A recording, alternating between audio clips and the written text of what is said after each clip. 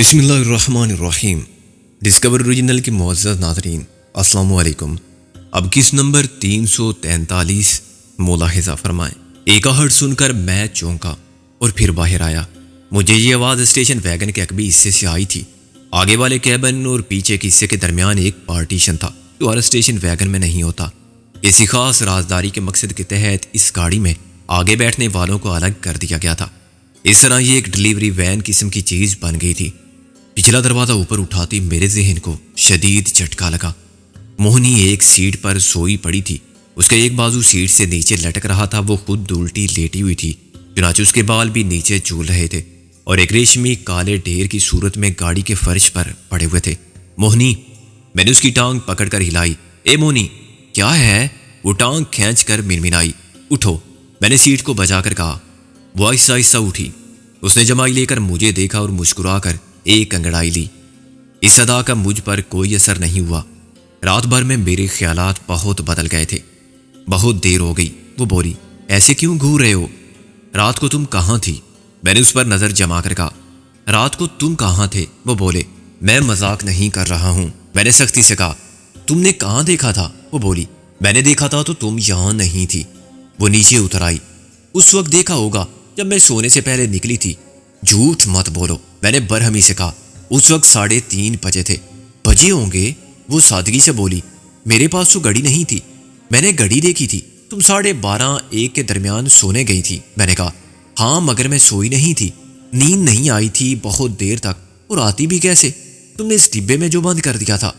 معلوم نہیں کب تک کروٹیں بدلتی رہی، پھر ضرورت محسوس ہوئی تو پہلے میں نے سوچا کہ تمہیں بھی جگاؤں۔ ڈر لگتا تھا نیچے اترتے ہوئے۔ میں نے درمیان کی پارٹیشن کو بجایا بھی تھا لیکن تم جاگے نہیں، تمہیں اکیلی ہی چلی گئی۔ میں اس کی آنکھوں میں آنکھیں ڈالے جھوٹ کے آثار تلاش کرتا رہا۔ اس حد تک وہ درست کہہ رہی تھی کہ 3:30 بجے میں نیند سے جاگا تھا۔ اس سے پہلے میں سو رہا تھا، اور اگر وہ جاگ رہی تھی تو میں کیسے کہہ سکتا تھا کہ وہ جھوٹ بول رہی ہے؟ کہاں تک گئی تھی تم؟ میں نے کہا، ادھر 15-20 قدم۔ بے وقوف مت بناؤ مجھے، میں نے ہر طرف دیکھا تھا تمہیں۔ میں نے کہا، تم کیا سمجھ رہے ہو؟ وہ سنجیدہ ہو کر بولی، جو کہنا ہے صاف کہو، مجھ سے مت کہلواؤ۔ دروازہ تو بند تھا، کیا میں کھلا چھوڑ جاتی؟ وہ تند لہجے میں بولی، تم پہلے کس سمت میں گئے تھے یاد کرو۔ یہ ٹھیک ہے کہ میں نے پہلے مخالف سمت میں دیکھا تھا، جب تم ادھر تھے تو میں واپس آ گئی۔ وہ بولی، اس میں کون سی تفتیش طلب بات ہے، اور یہ سب پوچھنے کا کیا مقصد ہے؟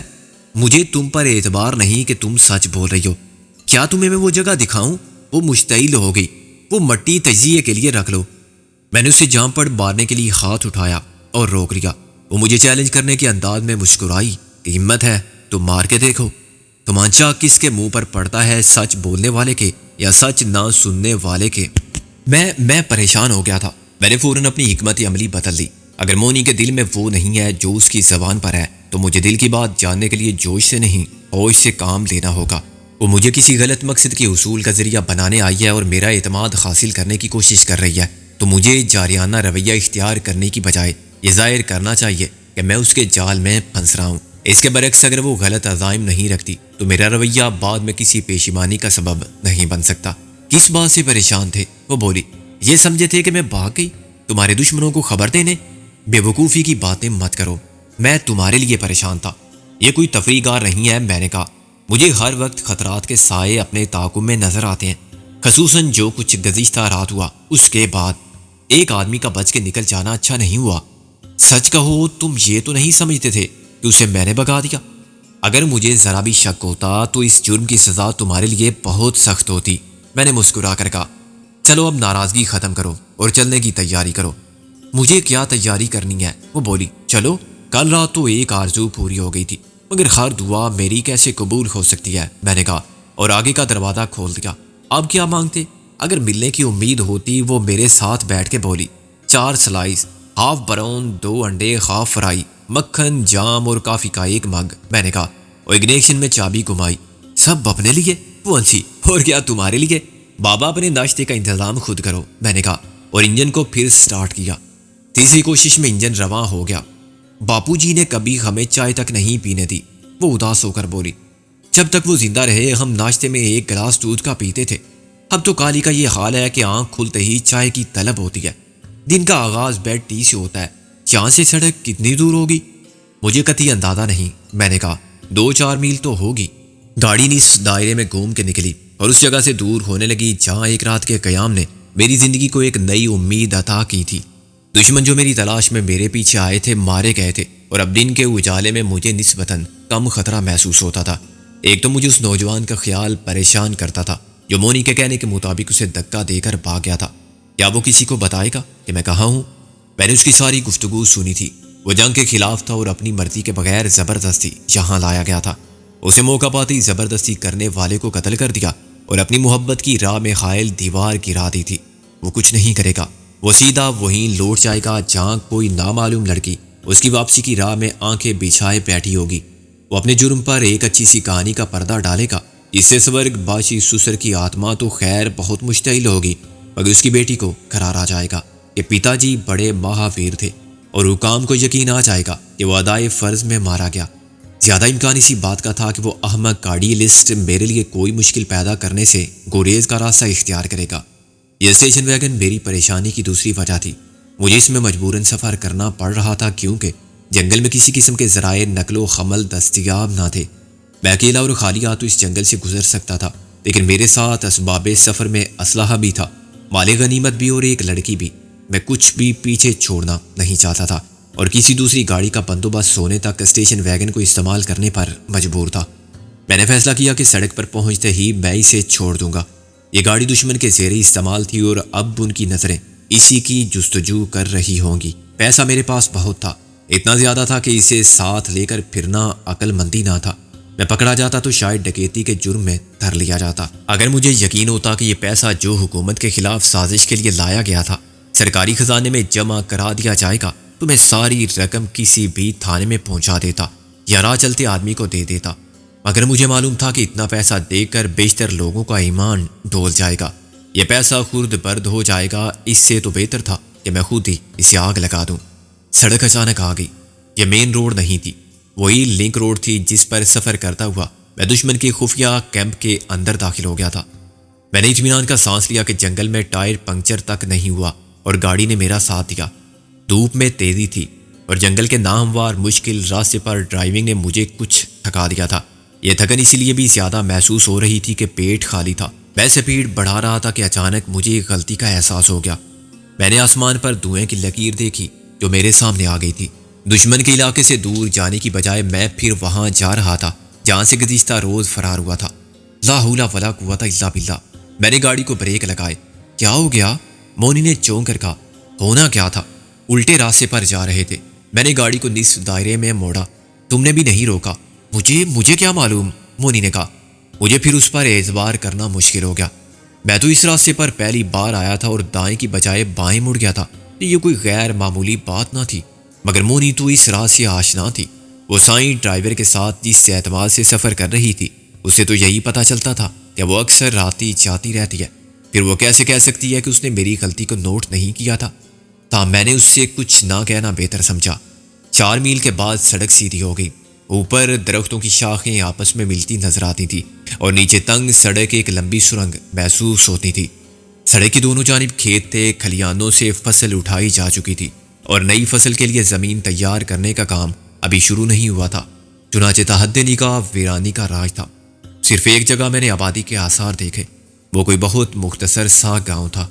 اکا دکا کھیت میں مجھے خل چلانے والے بھی دکھائی دیے اور پیدل چلنے والے بھی جو شاید ایک گاؤں سے دوسرے گاؤں جا رہے تھے۔ اچانک میرے سامنے سڑک کے وسط میں ایک تبا سا نمودار ہوا۔ سورج کی چمک نے مجھے کسی آنے والی کار کی خبر دی۔ ادھر کون آ سکتا ہے؟ میں نے اسٹیئرنگ سنبھال کر کہا۔ کوئی بھی آ سکتا ہے، مونی نے کہا۔ سڑک تو سب کے لیے ہے۔ کیا تم نے پہلے کبھی غیر متعلقہ افراد کی گاڑیوں کو آتے جاتے دیکھا تھا؟ میں نے سامنے نظر جما کر کہا۔ غیر متعلقہ کا مطلب سمجھتی ہو نا؟ ہاں، عموماً وہی لوگ آتے تھے، مونی نے کہا۔ اچھا تو پھر تیار ہو جاؤ، میں نے کہا۔ یہ وہی لوگ ہوں گے۔ مونی کا رنگ اڑ گیا تھا۔ تم کیا کرو گے؟ میں کیا کر سکتا ہوں، میں نے کہا۔ مقابلہ کرنے کے سوا فرار کے لیے نہ راستہ ہے اور نہ ہی گنجائش۔ گاڑی اب بہت قریب آ چکی تھی۔ میں ابھی تک کسی فیصلے پر نہیں پہنچ سکا تھا۔ ایک صورت تو یہ ہو سکتی تھی کہ میں رفتار بڑھا دوں اور کار کو ٹکر مار کے تباہ کرتا ہوا نکل جاؤں۔ اسٹیشن ویگن کے مقابلے میں وہ کار بہت کمزور چیز تھی، مگر ایسے حادثے کے بارے میں یقین کے ساتھ کچھ کہنا مشکل تھا۔ یہ بھی ہو سکتا تھا کہ میں گاڑی کو نہ سنبھال سکوں اور خود بھی اسی حادثے کا شکار ہو جاؤں؟ یہ بہت خطرناک فیصلہ ہوتا۔ دوسری صورت یہ تھی کہ میں گاڑی کو اسی جگہ روک دوں اور مشین گن لے کر سڑک سے دور کسی نشیبی جگہ پر لیٹ جاؤں، مگر میں اکیلا صرف ایک مشین گن سے یہ جنگ کب تک جاری رکھ سکتا تھا؟ میرے لیے فیصلہ کرنا اس وقت آسان ہو گیا جب میں نے تیزی سے بڑھتی ہوئی گاڑی کو موڑ کاٹ کے رکتے ہوئے دیکھا۔ اب وہ کار لمبائی کے رخ سڑک کو بلاک کیے کھڑی ہوئی تھی۔ اس جگہ سڑک کے کنارے ایک پلیا سی بنی ہوئی تھی۔ میں دونوں جانب کی سفید دیوار سے اندازہ کر سکتا تھا کہ میرے لیے سائیڈ سے گاڑی نکالنے کا کوئی امکان ہی نہیں۔ گاڑی اب بھی 2 فرلانگ دور تھی کہ میں نے خطرناک جوا کھیلنے کا فیصلہ کر لیا۔ میں نے سیٹ کے نیچے سے مشین گن نکال کے قریب رکھ لی۔ موہنی، میں نے کہا، دروازہ کھولو۔ میں رفتار کم کرتا ہوں، جیسے ہی کہوں 1 2 3 تم 3 پر باہر کود جانا۔ چلتی گاڑی سے؟ وہ دہشت زدہ ہو کر بولی۔ ہاں چلتی گاڑی سے، میں نے چلا کر کہا 1 2 3۔ مونی نے دروازہ کھولا اور باہر کود گئی۔ اس کے پاس سوال جواب کے لیے وقت تھا ہی نہیں۔ میں نے 1 سیکنڈ کے لیے بریک جام کر دیا اور گاڑی کی رفتار گٹ کر 10 میل پر آ گئی تھی۔ میں نے اسے کچی زمین پر گرتے اور پھر کھڑا ہوتے دیکھا۔ اس کے ساتھ ہی میں نے رفتار میں اضافہ کیا۔ جب میرے اور کار کے درمیان فاصلہ 100 گز سے بھی کم رہ گیا تو میں نے ایک سفید کپڑا ہاتھ میں پکڑ کر کھڑکی سے باہر لہرانا شروع کیا۔ کپڑا بالکل سفید نہیں تھا، لیکن میرا مقصد تو صرف ایک پیغام دینا تھا کہ مجھ پر فائرنگ نہ کی جائے۔ میں لڑنے کے ارادے سے نہیں آ رہا ہوں۔ وہ کار میں مورچہ بند بیٹھے تھے اور انہیں یقین تھا کہ میں گاڑی روکنے پر مجبور ہو جاؤں گا یا مجبور کر دیا جاؤں گا۔ اب میں گاڑی کو بھی پہچان رہا تھا، یہ مرسڈیز تھی، سیاہ رنگ کی اور بالکل نئی، بالکل ویسی جیسی نام کے نواب خسرو جمشید کی ملکیت تھی۔ میرے سفید جھنڈے نے دشمنوں کے لبوں پر مسکراہٹیں بکھیر دی ہوں گی کہ انہوں نے بہت آسانی سے مجھے ہتھیار ڈالنے پر مجبور کر دیا۔ گاڑی 50 گز دور تھی جب میں نے ایک ہاتھ سے اپنی طرف کا دروازہ کھولا، دوسری ہاتھ سے مشین گن تھامی اور یک لخت اپنے پیر کا سارا دباؤ ایکسیلریٹر پر ڈال دیا۔ گاڑی کسی وحشی درندے کی طرح جس لگا کے آگے بڑھی۔ اسی وقت میں دروازے سے کود گیا۔ میں نے خود کو اڑتا ہوا محسوس کیا۔ میں نے مشین گن پھینک دی اور خود کو اس پوزیشن میں کر لیا کہ میں زمین پر گروں تو تصادم کی شدت کو کم سے کم کر لوں۔ زمین پر جسم کے لگتے ہی میں نے آگے کی طرف کلابازی کھائی اور ایک دم اٹھ کر بھاگا۔ یہ چند سیکنڈ کا وقفہ تھا، پھر میں نے مشین گن کے فائر سنے اور دوبارہ زمین پر گرا ہی تھا کہ ایک خوفناک دھماکے کی آواز سنائی دی۔ پھر میں اٹھا اور مشین گن کی طرف لپکا۔ اتنی دیر میں مجھے 2 باتوں کا علم ہو چکا تھا۔ ایک یہ کہ میرے جسم پر خراشیں ضرور آئی ہوں گی، مگر خدا کے فضل سے نہ مجھے موچ آئی تھی اور نہ میری کوئی ہڈی ٹوٹی تھی۔ دوسرے یہ کہ گاڑی میرے ہاتھوں سے نکلنے کے بعد بھی سیدھی گئی تھی۔ اس کا اسٹیئرنگ سیدھا رہا اور 50 گز کا فاصلہ طے کرنے کے بعد بھی اس کی رفتار کم نہیں ہوئی تھی۔ مجھے یقین تھا کہ انہوں نے گولیاں پاگل ہاتھی کی طرح بڑھنے والی اسٹیشن ویگن کو ماری ہوں گی، لیکن وہ مشینی ہاتھی چند سوراخ ہو جانے سے مر نہیں سکتا تھا۔ ممکن ہے آخری وقت میں انہوں نے کار کا دروازہ کھول کر نکل جانا چاہو، لیکن اسٹیشن ویگن نے انہیں آ لیا۔ مرسڈیز کو سائیڈ سے ٹکر لگی تھی اور اسٹیشن ویگن کے زیادہ مضبوط بڑے اور باہر نکلے ہوئے بمپر نے سامنے سے ٹکر ماری تھی۔ کار کی باڑی تھی اور اسٹیشن ویگن کا انجن والا حصہ۔ جب میں مشین گن کی طرف لپک رہا تھا تو میں نے دھماکہ سنا اور پلٹ کر دیکھا تو مرسڈیز 2 بار الٹنے اور سیدھا ہونے کے بعد پھر الٹ چکی تھی۔ اسٹیشن ویگن نے ایک بار اسے ٹکر مارنے کے بعد بھی نہیں رکی تھی اور اس سے دوبارہ ٹکرا کے ایک سائیڈ پر گر گئی تھی۔ میں مشین گن ہاتھ میں لیے کھڑا ہوا تھا کہ مونی بھاگتی ہوئی میرے پاس آ گئی۔ ابھی تک میں نے اس کی طرف دھیان نہیں دیا تھا۔ تم ٹھیک تو ہو نا؟ وہ ہامتے ہوئے بولی۔ میں چونک کر پلٹا۔ تم بے وقوف! میں نے اسے بازو سے پکڑ کر ایک طرف پھینک دیا۔ مرنا چاہتی ہو؟ خبردار! جو سر بھی اٹھایا۔ وہ سڑک سے دور مٹی میں جا پڑی اور میں مخالف سمت میں دوڑ کر اس جگہ سے چند گز کے فاصلے پر لیٹ گیا جہاں مرسڈیز کا تباہ شدہ ڈھانچہ پڑا ہوا تھا۔ میرے کان ان لوگوں کی آوازیں سن رہے تھے جو پچکی ہوئی کار کے اندر ہی پھنس کر رہ گئے تھے اور شاید چورا چورا ہو گئے تھے۔ اس بات کا بہت ہی کم امکان تھا کہ ان میں سے کوئی بچ سکے۔ وہ شدید زخمی ہوئے تھے اور بری طرح چلا رہے تھے۔ آہستہ آہستہ میں کار کے قریب ہوتا گیا۔ میرے لیے سب سے زیادہ اطمینان کا سبب یہ تھا کہ کسی گاڑی میں آگ نہیں لگی۔ زخمی ہونے والے اگر باہر نکلنے کے قابل ہوتے تو اب تک نکل آئے ہوتے، لیکن 2 بار سائیڈ پر الٹ کر سیدھی ہونے والی اور پھر الٹ جانے والی گاڑی کے دروازے اتنے اندر دب چکے تھے کہ اب ان کے کھولنے کا سوال ہی پیدا نہیں ہوتا تھا۔ اگر مرسڈیز کو بھی سامنے سے ٹکر لگتی تو شاید وہ بچ جاتے۔ کار کا انجن تباہ ہوتا لیکن باڈی محفوظ رہتی۔ گاڑی کو آڑا کھڑا کر کے انہوں نے خود اپنی موت کا سامان کیا تھا۔ میں کوئی خطرہ مول نہیں لینا چاہتا تھا، چنانچہ میں اسی طرح رینگتا ہوا گاڑی تک پہنچا۔ گاڑی کے اندر 4 افراد تھے۔ ان میں سے 2 کے بارے میں تو یقین کے ساتھ کہا جا سکتا تھا کہ وہ مر چکے ہیں۔ وہ آگے ڈرائیور اور اس کے ساتھ والی سیٹ پر تھے۔ ان کے ہاتھ پیر ٹوٹ کر کچھ اس انداز سے اسٹیئرنگ وہیل، سیٹوں اور کھڑکیوں کے درمیان پھنس گئے تھے کہ گاڑی کو کاٹے بغیر انہیں نکالا بھی نہیں جا سکتا تھا۔ خون کے دھارے ان کے جسم کے خارج حصے سے پھوٹ رہے تھے اور ان کے سر نیچے کی جانب سے کھلی آنکھوں میں عبرت کا افسانہ لیے مجھے گھور رہے تھے۔ باقی 2 پیچھے تھے۔ ان میں سے ایک کو میں نے پہچان لیا۔ وہ نواب خسرو جمشید تھا۔ اس کی شیروانی اور دستار سب خون رنگ ہو چکے تھے۔ وہ بھی اپنے دوسرے ساتھی کی طرح شدید زخمی تھا اور مدد کے لیے چلا رہا تھا۔ اس کے ساتھ بیٹھا ہوا دوسرا شخص زیادہ خراب حالت میں تھا اور دم توڑ رہا تھا۔ یہ اندازہ کرنا مشکل تھا کہ اس کو کہاں زیادہ چوٹ آئی ہوگی، کیونکہ وہ سر سے پیر تک لہو میں ڈوبا ہوا تھا۔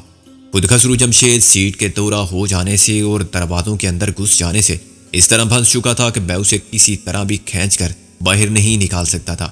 میں نے دونوں جانب کے دروازوں کو دیکھا کہ شاید کھولا جا سکے، مگر ان کے قبضے تک ٹوٹ چکے تھے اور دروازے بھی ٹوٹ پھوٹ کے اندر گھس گئے تھے۔ میں نے کسی دروازے کو ہاتھ لگا کے کھولنے کی کوشش کا بھی کوئی فائدہ نہ دیکھا۔ تصادم نے شیشوں کو ریزہ ریزہ کر دیا اور یہ کانچ کے موٹے موٹے دانے چھروں کی طرح اندر بیٹھنے والوں کے جسم کو کاٹتے اور چھیلتے ہوئے گزرے تھے اور ان کی جلد میں پیوست ہو گئے تھے۔ پیچھے کی طرف زمین پر بیٹھ کر میں نے خسرو جمشید کو دیکھا۔ وہ الٹا پھنسا ہوا تھا۔ اس کی ٹانگیں اوپر 2 سیٹوں کے شکنجے میں کسی ہوئی تھی اور دونوں ہاتھ اپنے جسم کے نیچے آ گئے تھے۔ جھٹکے سے یا کرم میں بل کھا کے اس کا جسم گھوم گیا تھا اور میں اس کا لہو آلود چہرہ اس خلا میں دیکھ سکتا تھا۔ وہ ونڈ شیلڈ کے غائب ہو جانے سے پیدا ہوا تھا۔ اس کے دوسرے ساتھی کی پوزیشن بالکل الٹی تھی۔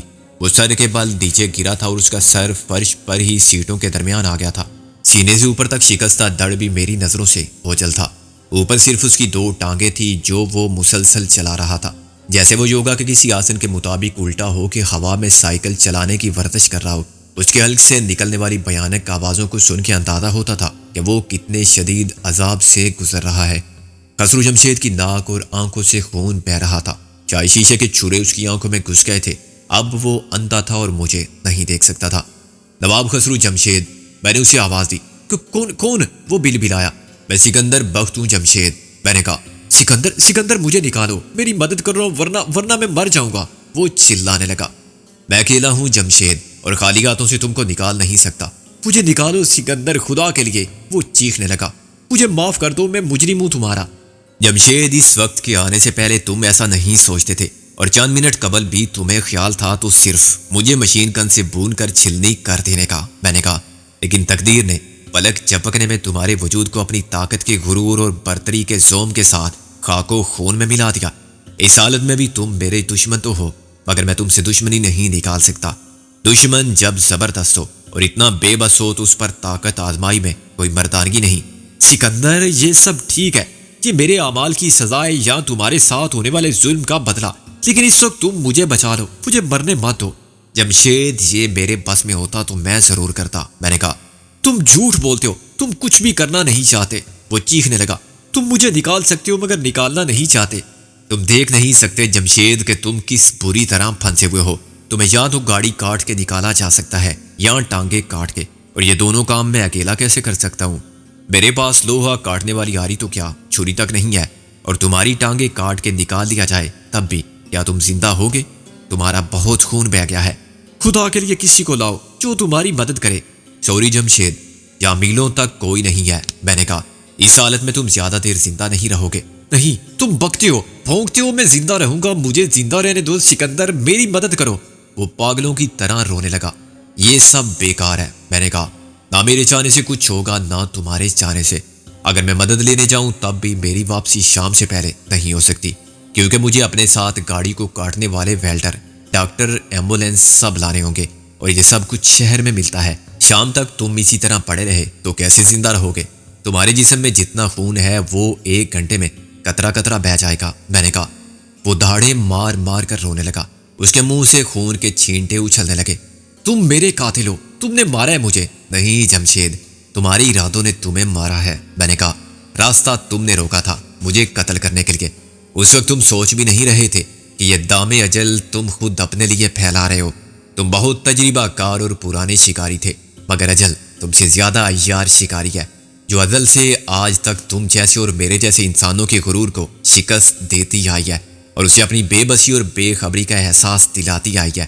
اور ایک طے شدہ مگر غیبی انتظام کے تحت شکار ہونے والوں کو گھیر کر وقت کے اس لمحے تک اور اس مقام تک لاتی رہی ہے جہاں انہیں اپنی افلاطونیت، رونت، یقین کی قوت کے ساتھ فرشتے اجل کی موجودگی میں آخری سانس لینی تھی۔ اس وقت وہی تمہیں بچا سکتا ہے جس نے آج مجھے بچا لیا۔ اس کے دستے امکان میں خیر معجزہ موجود ہے، لیکن میں کچھ نہیں کر سکتا۔ تم خود بھی کچھ کرنا چاہو تو مرنے سے پہلے کوئی نیکی کر سکتے ہو جو تمہارے سفر آخرت کا توشہ بن جائے۔ جمشید کا دوسرا ساتھی مر چکا تھا۔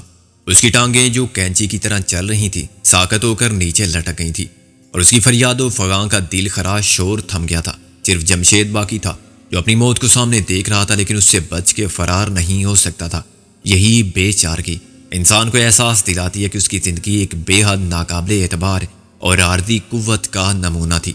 بلا شبہ اس قوت نے اس کے لیے سمندروں کی گہرائی اور پربتوں کی بلندی، ایٹم کی طاقت اور خلا کی تسخیر کو ممکن کیا، مگر وہ خود ایک زبردست طاقت ہے۔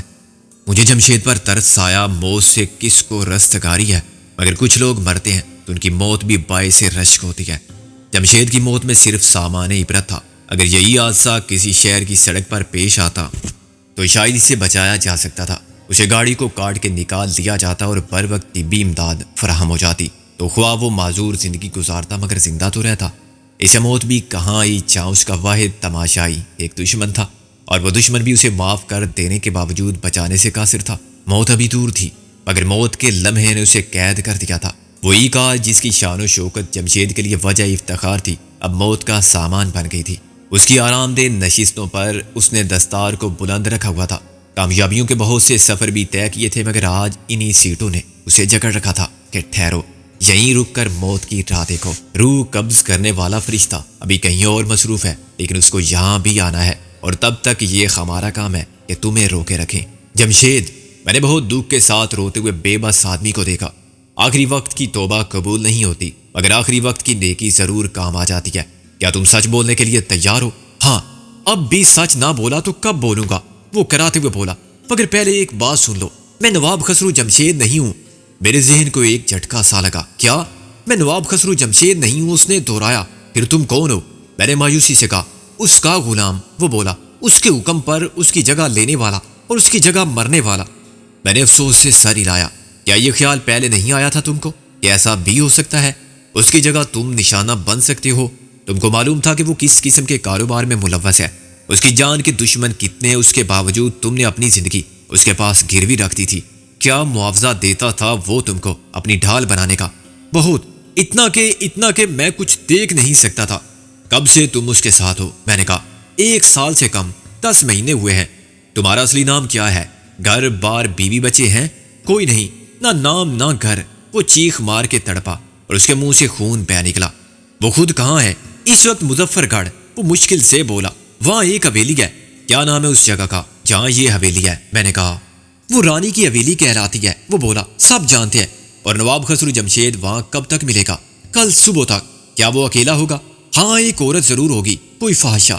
اور اس کے محافظ؟ میں نے کہا 2 محافظ، ایک میں تھا، ایک گن مین۔ وہ رک کر بولا اندر 2 ملازم ہو سکتے ہیں۔ گھریلو ملازم؟ میں نے پوچھا۔ ہاں، 2 میاں بیوی، مگر وہ بھی مسلح ہوں گے۔ ہاں، مجھے پیاس لگی ہے۔ وہ خون میں تر ہونٹوں پر زبان پھیر کر بولا پانی؟ یہاں پانی کہاں ہے؟ میں نے مایوسی سے سر ہلایا۔ میں لاتی ہوں پانی۔ مونی نے میرے پیچھے سے یوں کہا کہ میں اچھل پڑا۔ میں اسے بالکل بھولا ہوا تھا لیکن وہ نہ جانے کب سے یہ ساری گفتگو دم سادے سن رہی تھی۔ میں نے اسے سائڈ پر گر جانے والی اسٹیشن ویگن کی طرف جاتے دیکھا۔ میں سمجھ گیا کہ وہ کیا کرنا چاہتی ہے۔ وہ گاڑی کے ریڈیٹر سے پانی نکالنا چاہتی تھی لیکن یہ کام اس کے اکیلے کے بس کا نہیں تھا۔ اس نے پلٹ کر میری طرف دیکھا۔ کبیر، کیا بات ہے؟ میں نے اٹھتے ہوئے کہا۔ وہ اوپر دروازے کی طرف دیکھ رہی تھی۔ اس دروازے کو کھولو۔ خاصی دقت سے میں ایک ویل پر قدم جما کے اوپر چڑھا اور دروازے کو کھینچ کر کھولا۔ کروٹ کے بل پڑی ہوئی گاڑی کا بھاری دروازہ اپنے وزن سے خود نیچے گر کر بند ہونے لگا تھا۔ میں نے اسے ایک ہاتھ سے نیچے کھینچ کر دور کیا اور کیبن میں داخل ہو گیا۔ سیٹ عموداً کھڑی ہوئی تھی۔ میں نے اوپر سے نیچے پہنچنے کے لیے ہاتھوں کو سہارا بنایا اور بلاخر بونٹ کھولنے والے لیور کو کھینچنے میں کامیاب ہو گیا۔ وہ شخص اب پانی پانی چلا رہا تھا۔ مونی کو بونٹ اٹھانا نہیں پڑا۔ اس نے بونٹ کو ایک پٹ کے دروازے کی طرح باہر کھول دیا۔ ریڈیٹر اس کے سامنے آ گیا۔ اس نے اپنا دوپٹہ تر کرنے کے لیے ریڈیٹر کیپ کو تھوڑا سا گھمایا۔ پانی اس میں سے قطرہ قطرہ اور پتلی سی دھار بن کے بہنے لگا۔ اسے مونی نے دوپٹے پر روک لیا جسے وہ رسی کی طرح بل دے کر اس کا گولا سا بنا چکی تھی، لیکن جب وہ بھیگا وہ دوپٹہ لے کر مرتے ہوئے شخص کے حلق میں پانی نچوڑنے پہنچی تو اسے یہ دیکھ کر صدمہ پہنچا کہ وہ اب پانی کی ضرورت سے بے نیاز ہو چکا ہے۔